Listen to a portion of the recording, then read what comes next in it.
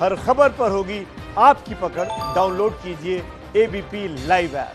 China जो है वो अपनी एक बच्चे की नीति को लेकर आता है, उस पर वो प्रण करता है, उसको वो इम्प्लीमेंट करता है। आज के मौजूदा हालात में चाइना 15 ट्रिलियन डॉलर की इकॉनमी है, जिसकी वजह से उसको डेप्यूटी सुपर पावर कहा जाता है और वो अपनी हैसियत रख रही है अमेरिका को मुंह दिखाने के लिए, अमेरिका से टक्कर लेने के लिए।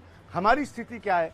हम सिर्फ 3 ट्रिलियन डॉलर की इकॉनमी है, 3 ट्रिलियन डॉलर की इकॉनमी है, लेकिन बहुत सारी रिसर्च मेरे साथ है और अर्थव्यवस्था को देखते हुए हम यहाँ हैं, लेकिन जनसंख्या को देखते हुए हम चाइना के नजदीक है। लेकिन एक ऐसा समय भी आ सकता है कि हम चाइना को पार करके चले जाएं। दूसरा बड़ा फर्क समझिए, चाइना में शिक्षा का स्तर जो है वो 97% है, 97% है लेवल ऑफ एजुकेशन, शिक्षा का स्तर। और आप दूसरी बात यहां पर समझिए जो बहुत अहमियत रखती है कि हम 75% के आसपास रुके हुए हैं।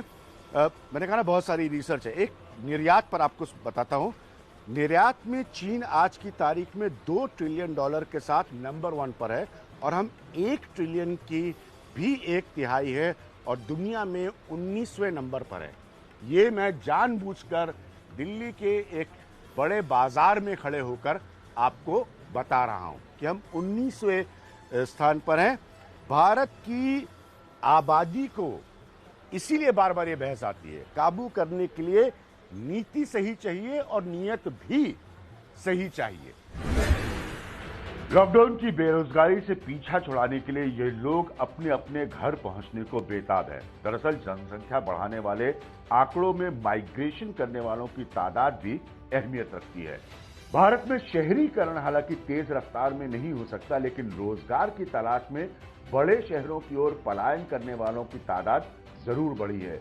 इसके एक नहीं कई और मतलब है। गौर करें तो संयुक्त राष्ट्र संघ की 2019 की एक रिपोर्ट के मुताबिक भारत में आबादी तो बढ़ रही है, लेकिन राहत की बात यह है कि इसके बढ़ने के दर में काफी तेजी से गिरावट नजर आई है। इसका एक सिरा शहरों की ओर होते पलायन का भी है, जहां रोजमर्रा की जिंदगी कठिन होने की वजह से कम शिक्षित लोग भी कम बच्चे पैदा करने का सबक ले रहे हैं। काम आबादी के मसले पर हमने चाइना से पहले किया, लेकिन हम उस बात को नहीं अचीव कर पाए। तो अगर ये आर्थिक जंग वैश्विक स्तर पर होनी है तो मनोगौड़ हमको तुरंत फॉर्मूलाज क्या अप्लाई करना चाहिए। हम किस तरह का भारत बनाना चाहते हैं। बड़ी अच्छी बात है जो आपने कहा कि 1 साल पहले लाल किले से प्रधानमंत्री ने लाल किले से प्रधानमंत्री ने उद्बोधन किया था पिछले साल। कम से कम इतने वर्षों बाद किसी प्रधानमंत्री ने इतनी हिम्मत दिखाई थी जो कहा। अब उसके इम्प्लीमेंटेशन का काम है। वो इम्प्लीमेंटेशन आपको उचित नीति बनानी पड़ेगी जनसंख्या को रोकने के लिए। तो फिर ये भी दिक्कत होती है कि राजनीतिक परिवेश से अगर हम इसे देखें तो फिर ये हिंदू मुसलमान का मुद्दा बन जाता है। और ये लोग क्या करते हैं, इस हिंदू मुस्लिम करने के बाद इतने गंभीर विषय से देश को डिस्ट्रैक्ट करते हैं। वो सब तरफ से होता है ना, दोनों तरफ से होता है, दोनों तरफ से होता है। आखिरी बात आपसे, पॉपुलेशन, जनसंख्या आपके लिए क्या है? एक नौजवान के लिए, एक बच्ची के लिए क्या है? Political issue, peoples issue? मतलब पॉलिटिकल इशू ज्यादा है क्योंकि लोगों ने मतलब पॉलिटिशियंस ने इसे इशू उस तरह से बना दिया है। तो आपको लगता है कि ये जनता का मुद्दा कम, नेताओं का मुद्दा ज्यादा? हाँ जी।